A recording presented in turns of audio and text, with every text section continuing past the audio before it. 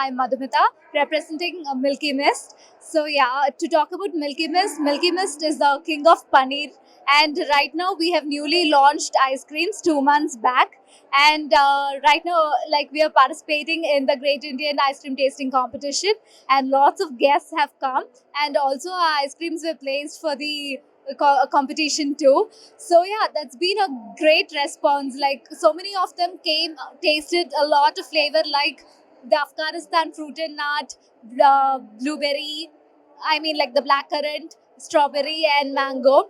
Most of the most of them like the lychee flavor, so that's one exciting thing. And everyone was like, the mouth feel is good, and they really love the flavors, and few of them bought it too. So I can see a great response over here.